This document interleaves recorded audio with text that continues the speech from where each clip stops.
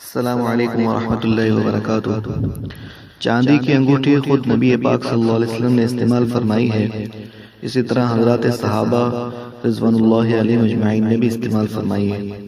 آپ صلی اللہ علیہ وسلم کی انگوٹھی پر محمد رسول اللہ لکھا ہوا تھا۔ حضرت ابو بکر صدیق رضی اللہ تعالی عنہ کی انگوٹھی پر نعم القادر اللہ، اللہ کیا ہی قادر ہے، یہ لکھا ہوا تھا۔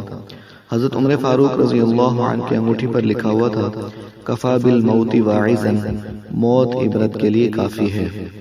حضرت عثمان غنی رضی اللہ تعالی عنہ کی انگوٹھی پر لکھا ہوا تھا لتصبرن او لتندمن، صبر کرو گے یا ندامت اٹھاؤ گے۔ حضرت علی رضی اللہ تعالی عنہ کی انگوٹھی پر لکھا ہوا تھا الملک للہ، حکومت اللہ کے لیے ہے۔ حضرت امام ابو حنیفہ رحمۃ اللہ علیہ کی انگوٹھی پر لکھا ہوا تھا قل الخیر والا فاسکت، اچھی بات کہو وگرنہ چپ رہو۔ امام ابو یوسف رحمۃ اللہ علیہ کی انگوٹھی پر لکھا ہوا تھا من عمل برأیہ فقد ندم، جس نے خود رائے کی اس نے ندامت اٹھائی۔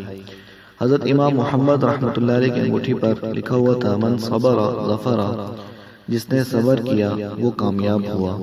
والسلام علیکم ورحمۃ اللہ وبرکاتہ۔